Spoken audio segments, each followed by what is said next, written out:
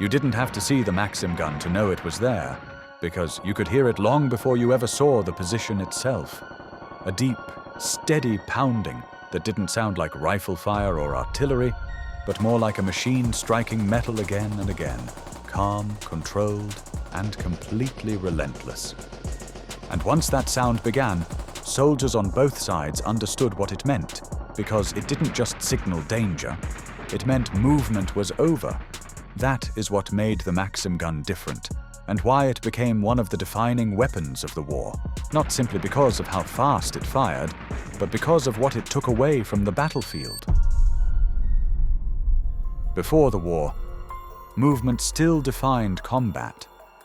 Soldiers believed in advancing under fire, closing distance, and breaking enemy lines through discipline, coordination, and sheer will, because there had always been pauses, small windows where nothing was firing, moments where you could move, reposition, and survive. The Maxim gun removed those moments completely. It did not fire in bursts, and it did not need to pause or reset in the way earlier weapons did, because its entire design was built around continuity. Using recoil, each shot powered the next, turning the weapon into a self-sustaining system that could keep firing as long as ammunition was fed and the mechanism held together. At that point, it was no longer a soldier shooting. It was a machine functioning. And that difference changed everything, because firepower was no longer tied to human limits. It became something that could be sustained at a level where movement across open ground was no longer a question of courage or timing, but simply of exposure. If you stepped out, you were already inside it. Imagine climbing out of a trench expecting scattered rifle fire, only to realize within seconds that the ground in front of you is no longer stable, because it begins to break apart under continuous impact, not in bursts that you can read or react to, but as a constant pressure that removes any sense of rhythm. You don't hear individual shots anymore. You hear something continuous. Dirt lifts in waves, wood splinters apart, and men disappear beside you without warning until you realize that what you are experiencing is not a firefight in the traditional sense. It is a space that has already been controlled.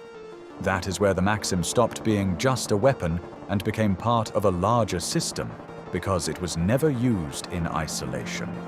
It was positioned deliberately, often angled across open ground rather than directly forward, allowing it to sweep entire sections of terrain and increase the time anyone remained exposed.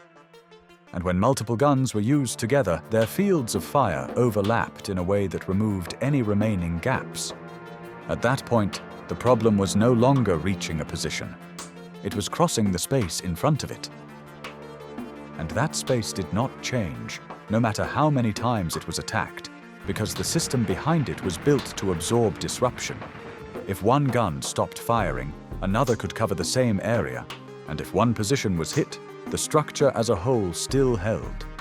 There was no single point where the pressure disappeared.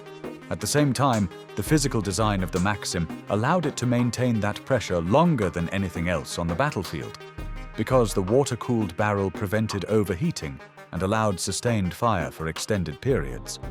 As long as the crew could keep the system supplied, with ammunition, with water, with constant attention, the gun would continue to function, even under conditions where everything around it was breaking down.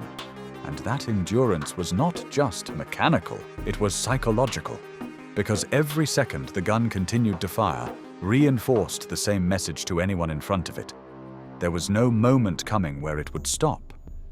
And that is what made it so deadly, because the longer it fired, the more predictable the outcome became. A soldier might survive a short burst of fire, but crossing open ground under continuous fire required something entirely different. And that difference is where most attacks began to fail. Coordination broke down first, because units could no longer move together under constant pressure, and once cohesion was lost, timing disappeared as well. Officers could shout orders, but those orders no longer translated into movement in the way they were supposed to.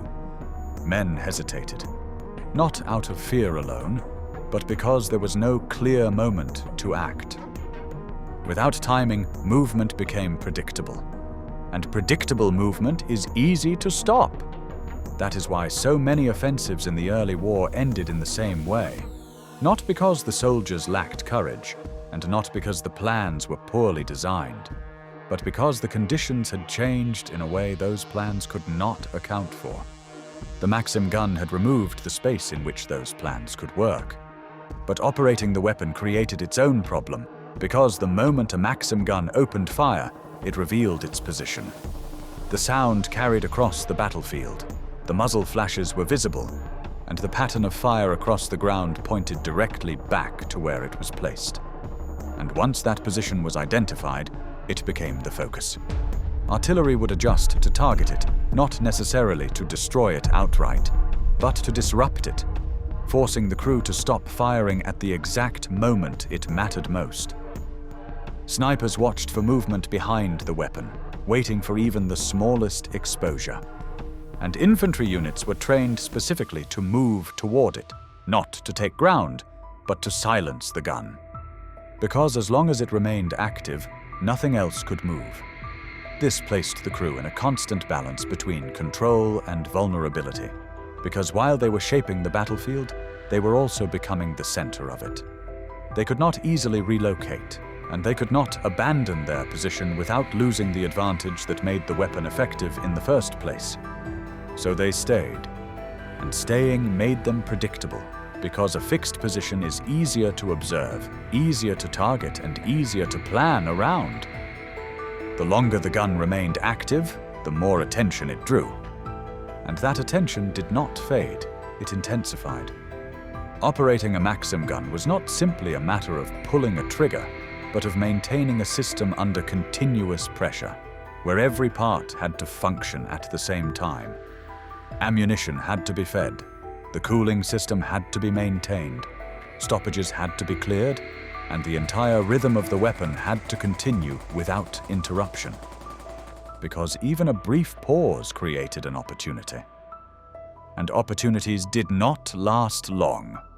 If the gunner was hit, another man stepped forward immediately, not after a decision, but as part of the system itself, because the role could not remain empty.